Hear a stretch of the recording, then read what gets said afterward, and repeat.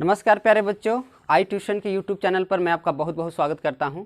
तो चलिए आज हम लोग क्लास 10th का एक प्रमेय थ्योरम 10.1 को पढ़ते हैं। तो आप इस प्रमेय को बनाने से पहले, इस प्रमेय को प्रूफ करने से पहले कम से कम 3 से 4 बार प्रमेय को पढ़ लेंगे। उससे क्या होगा कि आपके दिमाग में उसका कंसेप्ट एक बन जाएगा अच्छा सा, और जब क्वेश्चन का कंसेप्ट यानी कि थ्योरम का जब कंसेप्ट आपके माइंड पे बढ़िया से बनेगा तो उसको आप ज़्यादा अच्छा ढंग से बना पाएंगे। तो चलिए देखते हैं थ्योरम क्या कहता है। आप स्क्रीन में देख पा रहे हैं प्रमेय क्या है। वृत्त के किसी बिंदु पर, मान लीजिए कि वृत्त होगा, और वृत्त होगा तो वृत्त तो बिंदुओं का ही समुच्चय है। तो वृत्त के किसी भी बिंदुओं पर अगर हम क्या करेंगे, एक स्पर्श रेखा खींचेंगे, तो स्पर्श रेखा स्पर्श बिंदु से जाने वाली त्रिज्या पर लंब होती है, ये आपको बोला जा रहा है। तो चलिए यहाँ पर आप इस फिगर में, फोटो में देख सकते हैं कि आपके पास एक वृत्त दिया हुआ है और इस वृत्त का केंद्र क्या है, O है, और यहाँ पर ये स्पर्श रेखा है। मैं थ्योरी सेक्शन में पूरा बढ़िया से आपको बताया हूँ कि स्पर्श रेखा क्या होता है, वृत्त का परिधि क्या होता है। तो आप सबसे पहले क्या करेंगे कि वहाँ जाके जो थ्योरी सेक्शन में थ्योरी को मैं बताया उसको पहले देखेंगे, उसके बाद इस तरह के प्रमेय को सॉल्व करेंगे तो ज़्यादा बेटर आपको समझ में आएगा। तो देख रहे हैं कि यहाँ पर ये जो बिंदु है स्पर्श बिंदु है। क्यों स्पर्श बिंदु है? क्योंकि ये वृत्त को एक ही बिंदु पर स्पर्श कर रही है। ये बिंदु को स्पर्श बिंदु बोलेंगे और ये रेखा को स्पर्श रेखा कहेंगे। तो हमको क्या करना है ना कि यहाँ पर ओपी को लंब प्रूफ करना है। ओपी को हमको लंब प्रूफ करना है किसके अकॉर्डिंग? AB के अकॉर्डिंग, यानी कि AB स्पर्श रेखा है। तो चलिए सबसे पहले हम इस तरह से जो जहाँ पर प्रमेय होगा, प्रमेय को सत्यापन करने की बात होगी, तो आपको इन सभी चीज़ों को लिखना पड़ेगा। एक चीज़ ये हमेशा नहीं आएगा, जो कंस्ट्रक्शन है यानी कि रचना जो है, रचना हर बार आपको नहीं देखने के लिए मिलेगा। अब रचना के बारे में आप जानते ही होंगे कि जहाँ पर आपके पास अगर डाटा है और वो डाटा सफिशिएंट नहीं है, उस डाटा के साथ में अगर आप प्रमेय को प्रूफ नहीं कर पाएंगे, क्वेश्चन को प्रूफ नहीं कर पाएंगे, तो अपने तरफ से जो यहाँ पर जो ऐड करेंगे वो रचना जाता है, उसको हम रचना में लिखते हैं। तो हमारे पास अगर यहाँ पर डाटा सफिशिएंट होगा तो हम छोड़ देंगे, और नहीं तो हम उसको रचना में लिखेंगे। तो सबसे पहले देखिए इसी सीक्वेंस में आप लिखेंगे। जब एग्जाम में इस तरह के क्वेश्चन को सॉल्व करेंगे, प्रमेय को सॉल्व करेंगे, तो सबसे पहले है दिया गया है, तो इसको आप इसी तरह से लिखेंगे, दिया गया है। तो दिया गया में क्या होगा, आप देख ही पा रहे हैं कि O केंद्र का एक वृत्त है। मेरे जहाँ पर प्रमेय में बोला गया था कि एक वृत्त है आपके पास, तो वृत्त का कुछ ना कुछ नाम देना होगा। तो हमने क्या किया कि इस वृत्त का नाम दे दिया O केंद्र का एक वृत्त है। तो दिया गया हम क्या लिखेंगे, O केंद्र का एक वृत्त है, O केंद्र का एक वृत्त है जिसमें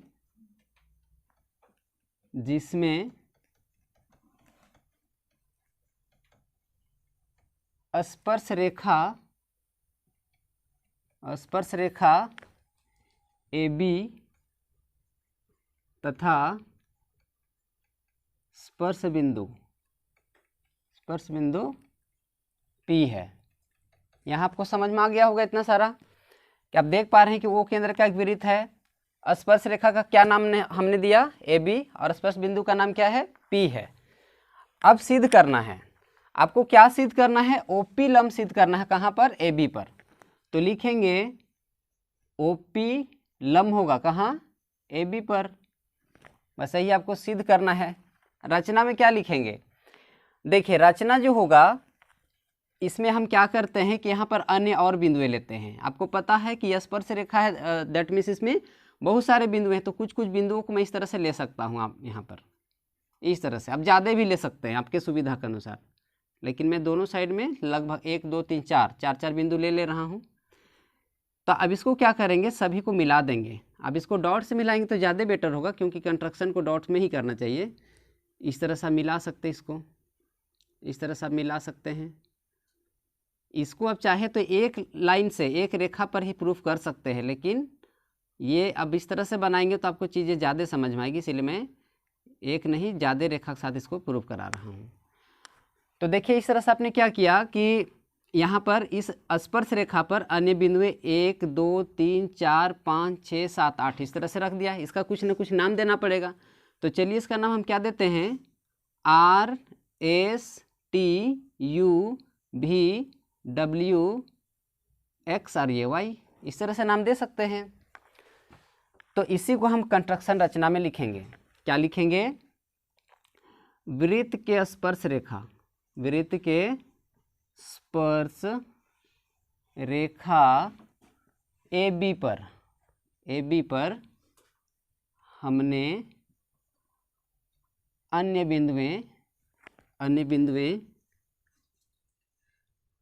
बिंदुओं के नाम बता सकते हैं आप लोग? बिंदु का क्या नाम होगा? क्या क्या बिंदु हमने यहाँ लिया है?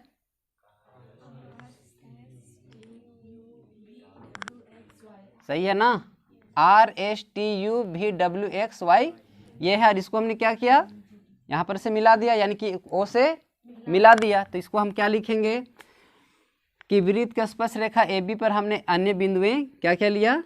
बोलते जाइए। R S आगे बोलिए, फिर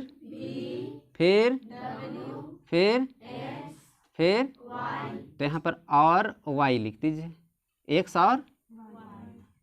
और Y लिया, और क्या किया? लिया। X और Y यहाँ पर लिख दीजिएगा, छूट गया है Y, है ना? तथा क्या करेंगे? इसको Y O से मिला देंगे, तथा O से मिलाया हो गया। अब देखिए प्रमाण। आप किसी भी प्रमेय को सब सिद्ध करेंगे, किसी भी प्रमेय को जब सत्यापन करेंगे, चाहे क्वेश्चन होगा और उसमें सत्यापन करने का जरूरत पड़ेगा, तो आपको क्या करना पड़ेगा? प्रमाण देना पड़ेगा। जैसे एग्जाम्पल आप समझ सकते हैं कि आपके घर में चोरी हो गया है, और केवल आपने ही देखा कि मेरे घर में चोरी हुआ है, कोई आपके पास साक्ष्य नहीं है, कोई प्रमाण नहीं है। आप बोलेंगे कि मेरे घर में चोरी हो गया है, तो आपका बात को कोई नहीं मानेगा। आपको प्रमाण देना पड़ेगा, आपको मोहल्ले वाले से किसी से बोलवाना पड़ेगा कि हाँ ये चोरी किया है, और वो जा करके जब बोलेगा तब लोग मान लेंगे कि हाँ अगला भी बोल रहा है, दैट मीन्स ये बात सही होगा, है ना? तो इसी प्रकार से ये परपेंडिकुलर है, ये 90 डिग्री है, लंब है, लेकिन इसका आपके पास क्या प्रमाण है? तो उसी को आप क्या करेंगे? प्रमाण में लिखेंगे। तो चलिए इसमें हम लोग क्या लिख सकते हैं कि देखिए, इसको समझने से पहले, प्रमाण को समझने से पहले एक छोटा सा मैं आपको एग्जाम्पल बताता हूँ। इसको अगर समझ लीजिए तो समझिए कि आपका ये प्रमेय बन जाएगा। आप इमेजिन कीजिए कि आपके पास एक रेखा है, और यहाँ पर एक बिंदु है। समझ पा रहे होंगे कि यहाँ पर रेखा है, दैट मीन्स यहाँ बहुत सारे बिंदुएं होंगे, बहुत सारे बिंदुएं हैं, से बिंदुओं का समुच्चय ही तो है रेखा। तो अगर मैं इस बिंदु से इन सभी बिंदुओं को जब मिलाऊंगा, जैसे आप देख पाएंगे यहाँ पर इस तरह से ऐसे, अब इसको मिलाते जाइए इस तरह से। आप इसमें क्या ऑब्जर्व कर रहे हैं? क्या समझ में आ रहा है आपको? देखिए ये जो लाइन है ना, ये सबसे छोटी लाइन है। क्या है? सबसे छोटी लाइन है। जैसे जैसे आप यहाँ से दूर हटते जा रहे हैं ना, वैसे वैसे इसकी लाइन जो है बढ़ती जा रही है। अब इसको और भी आगे बढ़ा सकते हैं इस तरह से। अब यहाँ जब इसको बढ़ाते जाएंगे तो इसकी लंबाई क्या होती जाएगी? बढ़ती जाएगी। इधर भी इसको बढ़ाते जाएंगे तो ये बढ़ती जाएगी। इसका मतलब ये सबसे छोटी लाइन जो है सो स्ट्रेट होती है, सीधी होती है। इसको और भी एग्जाम्पल से आप समझ सकते हैं। जैसे मान लेते हैं कि आप जहाँ पर अभी पढ़ रहे हैं, आपका ये जो क्लासरूम है वो यहाँ पर है, आपका क्लासरूम यहाँ पर है, और आपका घर यहाँ पर है। आप जब अपने घर जाएंगे तो क्या लगता है? एकदम स्ट्रेट आपका रोड है, एकदम सीधे जाते होंगे क्या? टेढ़ा मेढ़ा जाते हैं ना। लेकिन आपको मैं बोलूँगा कि आपको सीधी एकदम सीधा जाना है, तो आप कैसे जाएंगे? आपको तो एक लाइन बनाना पड़ेगा ना, यहाँ क्लासरूम से घर के बीच में। तो जब आप यहाँ पर एक लाइन बना करके जब ऐसे खींचेंगे ना, जाएंगे अपने घर, तो जान लीजिए कि आप सबसे शॉर्ट डिस्टेंस पे आप घर गए हैं, मतलब सबसे कम दूरी आपका पड़ा होगा। देखिए आप ऐसे जाते होंगे, ऐसे रोड घूम के जाता होगा, ऐसे इधर से जाता होगा, इधर से जाता होगा, इधर से जाता होगा, और भी कोई ऐसे घूम करके जाते होंगे। तो गौर करिए, इसके तुलना में ये सबसे छोटी लाइन है, सबसे शॉर्टकट रास्ता यही हुआ। फिर इसके तुलना में ये और लंबी रास्ता, इसके बाद ये लंबा रास्ता। तो इस तरह से आप देखेंगे कि जो शॉर्ट डिस्टेंस जो होगा सो हमेशा क्या होगा? लंब होगा। तो इसमें हम क्या करते हैं कि इसको अगर हम लंब प्रूव करना हमको, तो क्या करना होगा? सबसे छोटी रेखा इसको हमको प्रूव करना होगा। अगर अब सबसे छोटी होगी तो इट मीन्स क्या होगा? वो लंब हो जाएगा। तो बस इसी को आपको यहाँ पर लिखना है। तो चलिए यहाँ पर हम क्या लिखेंगे? ओपी क्या है? छोटा है। ओपी क्या है? किससे किससे छोटा है ओपी? ओपी देख रहा है ना, देख रहे हैं ना, ओपी ये है ना। तो ओपी छोटा है किससे किससे? बोलते जाएंगे O U comma O T comma OS comma OR, ठीक है। और भी हैं, इधर भी हैं, देखिए यहाँ पर बोलते जाइए O, फिर OY। तो देखिए OP जो है क्या है ना, सबसे छोटी है। OP सबसे छोटी है, किन से? इन सभी से, सभी लाइन्स OP सबसे छोटी है। तो आपको समझ में आया, अभी थ्योरी में बताया कि जो सबसे शॉर्ट डिस्टेंस जो होती है सो क्या होती है? लंब होती है ना। सबसे शॉर्ट डिस्टेंस क्या होती है? इसका मतलब इस रेखा पर जितना भी मैंने यहाँ पर O केंद्र से मिला करके रेखा खींचा, सारे के सारे रेखा से ये सबसे छोटी रेखा है। इसका मतलब ये क्या हो जाएगा? लंब हो जाएगा। इसीलिए क्या लिखेंगे? इसीलिए OP लंब किस पर? AB पर। OP लंब AB, यही आपका हो गया प्रूफ। अगर आपको लिखना होगा तो यहाँ पर आप लिख सकते हैं, क्या लिखेंगे? सबसे जो शॉर्ट डिस्टेंस होती है किसी बिंदु से, सबसे न्यूनतम दूरी जो होती है सो क्या होती है? लंब होती है। इसको आप चाहें तो लिख सकते हैं, किसी बिंदु से सबसे न्यूनतम दूरी, सबसे न्यूनतम दूरी क्या होती है? लंब दूरी होती है। लंब दूरी होती है। तो ये आपका प्रमेय था। समझ में आ गया होगा आपको। अगर नहीं समझ में नहीं आया होगा तो आप कमेंट सेक्शन में इस क्वेश्चन पूछ सकते हैं। यहाँ प्रमेय क्या कहता है कि वृत्त के बाह्य बिंदु से खींची गई स्पर्श रेखा की लंबाई बराबर होती है। एक बार फिर सुनेंगे, वृत्त के बाह्य बिंदु से खींची गई स्पर्श रेखा की लंबाई बराबर होती है, ये आपको प्रूफ करना है। तो चलिए इस फिगर के माध्यम से हम लोग समझने का प्रयास करते हैं कि प्रमेय में क्या बोला जा रहा है। जैसे आपके पास एक वृत्त है, देख पा रहे होंगे कि O केंद्र का एक वृत्त है। तो यहाँ पर इस वृत्त का बाह्य बिंदु D है। आप इजीली समझ सकते हैं कि वृत्त का ये बाहर में है, वृत्त के बाहर में है, दैट मीन्स वो क्या हो जाएगा? बाह्य बिंदु होगा। तो इस बिंदु से यहाँ पर दो स्पर्श रेखा यानी कि BD और CD दो स्पर्श रेखाएं खींची गई है। तो इसी को यानी कि BD और CD को हमको क्या करना है? बराबर प्रूफ करना है। अगर अब यदि आप दोनों को बराबर कर देते हैं तो आपका काम बन जाएगा, प्रमेय प्रूफ हो जाएगा। तो सबसे पहले प्रमेय को प्रूफ करने से पहले हमको यह लिखना पड़ेगा।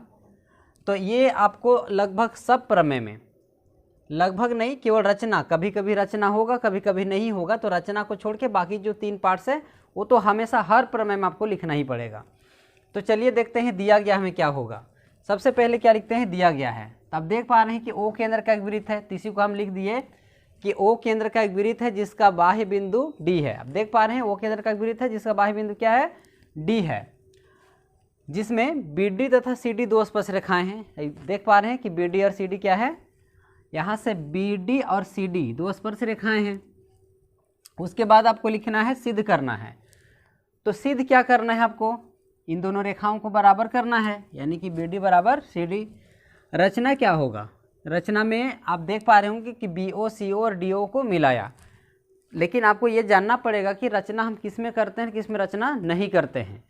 तो देखिए, प्रमेय आपको जब दिया हुआ रहेगा और आपके पास जो स्टेटमेंट होगा, अगर यदि दिया हुआ स्टेटमेंट के साथ में अब उस प्रमेय को प्रूफ कर लेते हैं तो आपको रचना करने की कोई ज़रूरत नहीं है।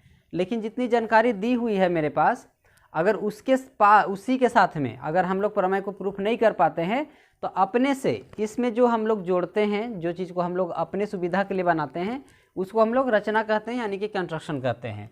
तो आप देख पा रहे हैं कि आप ये दोनों रेखाएं तो बराबर दी हुई थी, माफ़ करिएगा बराबर नहीं दी हुई थी, उसको बराबर तो करना है हमको। तो ये स्पर्श रेखा दी हुई है और O केंद्र का वृत्त दिया हुआ है। लेकिन ये जो लाइन है, यानी कि ये टूटी लाइन से जो दिखाया गया है, डॉट लाइन से जो दिखाया गया है, ये मेरा कंस्ट्रक्शन है। तो इसी को हमने क्या लिखा कि BO, CO एवं DO को मिलाया। आप देख पा रहे हैं कि BO, CO और DO को हमने मिला दिया। अब इसके बाद हम देखेंगे प्रमाण, यानी कि प्रूफ। किस तथ्य पर आप कहेंगे कि यहाँ पर जो CD है सो BD के बराबर है। तो जो प्रमाणित आप करेंगे इसको, तो जो प्रमाण देंगे यानी कि जो साक्ष्य देंगे, उसी को हम क्या कहते हैं? प्रमाण कहते हैं। तो चलिए यहाँ पर हम लोग देखते हैं। तो आप देख पा रहे होंगे कि इसमें जब आप DO को, यानी कि यहाँ पर जब ये रेखा खींची गई तो ये जो चतुर्भुज था, देख पा रहे होंगे कि यहाँ पर 1 2 3 4 ये चतुर्भुज हो गया। और बीच में से यहाँ से जब एक लाइन खींची गई है यहाँ पर ये लाइन, तो ये चतुर्भुज जो है सो दो त्रिभुजों में बट गया है। अब देखिए यहाँ पर ये जो कलर कर दे रहा हूँ मैं, तो एक ये पार्ट है, दूसरा यहाँ पर नीचे का पार्ट है। अब देख पाएंगे कि यहाँ पर ये वाला लाइन, यहाँ पर एक त्रिभुज बन रहा है ये वाला, और दूसरा त्रिभुज क्या है, नीचे वाला ये त्रिभुज। तो यही दोनों त्रिभुज को आपको सर्वांगसम करने का कोशिश करना है। तो चलिए देखते हैं क्या लिखेंगे। त्रिभुज BOD तथा त्रिभुज COD में क्या क्या बराबर करेंगे आप इसमें। तो आप यहाँ पर लिखेंगे BO के बराबर CO को, क्या लिखेंगे, BO बराबर CO। क्यों बराबर होगा, आपको पता है ना, ये वृत्त का त्रिज्या है, और एक वृत्त के अंदर जितना मर्जी आप त्रिज्या बना ले, सभी का माप क्या होगा, बराबर होगा। तो यहाँ पर BO के बराबर कौन होगा, CO होगा। एक चीज़ जुड़ गया। अब ब्रैकेट में लिख देंगे किस कारण से बराबर लिख रहे, कारण को भी आपको लिखना पड़ेगा। तो लिखेंगे एक ही वृत्त की त्रिज्याएं, एक ही वृत्त की त्रिज्याएं बराबर माप के होते हैं, बराबर माप के होते हैं। तो ये पहला चीज़ आप लिख लिए। इसके बाद देखिएगा यहाँ पर क्या होगा, OD के बराबर OD होगा। आप अगर दोनों फोटो को अलग अलग बनाने, दोनों त्रिभुज को अलग अलग बनाने, तो इस तरह से त्रिभुज आपका दिखने लगेगा। यहाँ पर आपका D है, यहाँ पर B है, यहाँ पर O है। इसी प्रकार से आप ये नीचे वाला त्रिभुज को अलग से बना लेंगे तो कुछ इस तरह से दिखेगा, इस तरह से दिखने लगेगा ये। तो यहाँ पर आप देखिए, यहाँ पर O होगा, यहाँ पर D होगा, यहाँ पर C होगा। तो आप देख पा रहे हैं कि दोनों त्रिभुज को जब हमने अलग अलग कर दिया तो यहाँ पर OD पार्ट जो है सो दोनों में गया। इसका मतलब OD बराबर OD दोनों में कॉमन है। तब क्या लिखेंगे, OD बराबर OD। क्यों, ये होगा उभयनिष्ठ। उभयनिष्ठ का मतलब क्या होगा, जो दोनों में होगा, उभयनिष्ठ। आपको तीसरा चीज़ क्या मिलेगा, आप देख पा रहे होंगे कि ये जो एंगल है, ये जो कोण है सो 90 डिग्री है, और यहाँ भी 90 डिग्री है। आप कहेंगे कि कैसे आप जान रहे हैं वहाँ पर 90 डिग्री है। तो प्यारे बच्चों, आपको जानना पड़ेगा, एक नियम है। अगर यदि आपके पास एक वृत्त है तो इस वृत्त के मान लीजिए स्पर्श रेखा है और ये त्रिज्या है, तो स्पर्श रेखा और त्रिज्या ये जो है ना, हमेशा आपका 90 डिग्री का एंगल बनाएगी। हमेशा आप कहीं पर भी खींच लीजिए, आप एक बार फिर से देख लीजिए, यहाँ पर क्या है, ये स्पर्श रेखा है। कहीं पर भी स्पर्श रेखा खींच लीजिए, मान लीजिए यहाँ पर, तो त्रिज्या को आप यहाँ मिलाएंगे तो यहाँ 90 डिग्री ही बनेगा। तो इस तरह से आप देख पाएंगे कि स्पर्श रेखा त्रिज्या कितना डिग्री कोण बनाती है, 90 डिग्री का। तो यहाँ पर ये कोण और ये कोण कितना होगा, 90 डिग्री। तो लिखेंगे कोण OBD, कोण OBD। आप देख पा रहे हैं OBD यानी कि ये वाला कोण, और इसी प्रकार से लिखेंगे OCD यानी कि ये वाला कोण। इसके बराबर कौन सा कोण हो जाएगा, OC और ये D। क्यों, तो लिखेंगे प्रत्येक 90 डिग्री, प्रत्येक 90 डिग्री। अब देख पा रहे होंगे कि इस त्रिभुज का 3 पार्ट इस त्रिभुज के 3 पार्ट से बराबर हो गया है। इसीलिए हम क्या लिखेंगे, इसीलिए त्रिभुज BOD सर्वांगसम त्रिभुज COD। अब जब त्रिभुज सर्वांगसम हो गया तो सर्वांगसम त्रिभुज में क्या होता है कि प्रत्येक संगत भाग क्या होता है, बराबर। तो इसका संगत ये है, इसका संगत ये है, यहाँ पर इसको कह सकते हैं कि यहाँ पर इसका संगत ये है, इसका संगत ये है, और ये दोनों में ये भी संगत हो जाएगा, और ये जो होगा सो इसके संगत होगा। यानी कि आप कह सकते हैं यहाँ पर कि BD बराबर क्या होगा, CD। ऐसे आपको लाना था। यहाँ पर क्या लिखेंगे ब्रैकेट में, CPCT लिखेंगे, CPCT। CPCT का मतलब क्या होता है, सर्वांगसम त्रिभुज का संगत भाग बराबर होता है, और अगर अंग्रेजी में समझेंगे तो होगा congruence pair of a congruent triangle. यही आपको लाना था, ये प्रूफ हो गया। तो आई होप आपको समझ में आया होगा।